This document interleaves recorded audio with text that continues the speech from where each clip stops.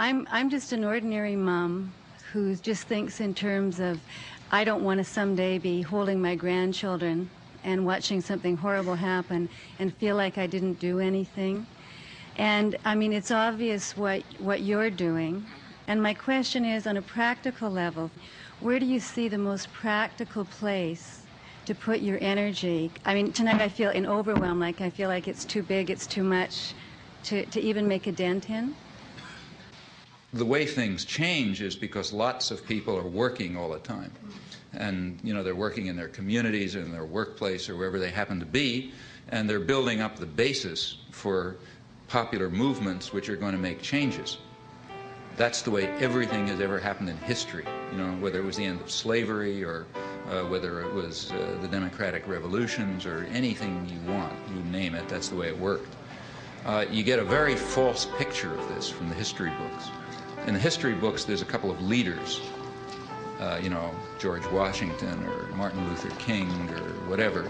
And I don't want to say that those people are unimportant. Like Martin Luther King was certainly important, but he was not the civil rights movement.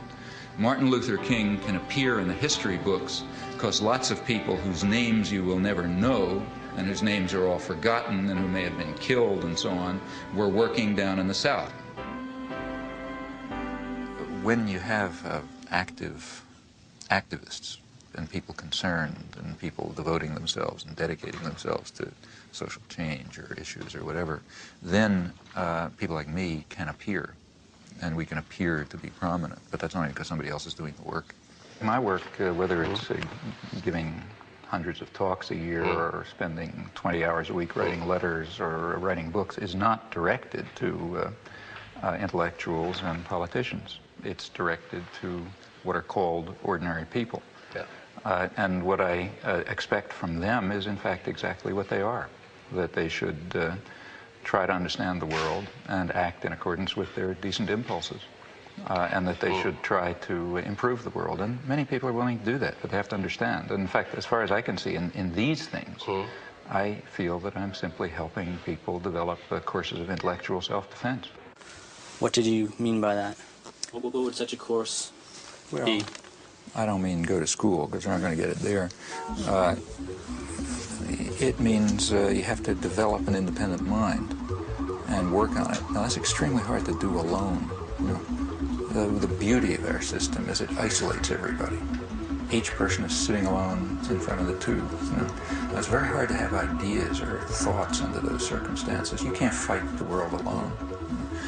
Some people can, but it's pretty rare. The way to do it is through organization. So courses of intellectual self-defense will have to be in the context of political and other organization. And it makes sense, I think, to look at what the institutions are trying to do and to take that almost as a key. What they're trying to do is what we're trying to combat. If they're trying to keep people isolated and separate and you know, and so on, well, we're trying to do the opposite. We're trying to bring them together. So in your local community, you want to have sources of alternative action. People with parallel concerns may be differently focused, but at the core, sort of similar values and a similar interest in helping people learn how to defend themselves against external power and taking control of their lives and, you know, reaching out your hand to people who need it. That's a common array of concerns. You can learn about your own values and you can figure out how to defend yourself and so on in conjunction with others. Are there one or two publications that I, as an average person, a biologist, can read to bypass this filter of our press? Now, if you ask what media can I turn to get the right answers, first of all, I wouldn't tell you that because I don't think there's an answer. What you decide are the right answers. Maybe everything I'm telling is wrong. Okay, could perfectly well be, I'm not God, but that's something for you to figure out. I mean, I could tell you what I think happens to be more or less right, but there isn't any reason why you should pay any attention to it. What impact do you feel alternative media is currently having or could potentially have? I'm actually a little more interested in its potential. And just to define my terms, by alternative media, I'm referring to media that are or could be citizen-controlled as opposed to state or corporate control. You know, that's what's kept people together. To the extent that people are able to do something constructive, it's because they have some way of interacting. I mean, I've always felt it would be a very positive thing, and it should be pushed as far as it can go. I think it's going to have a very hard time.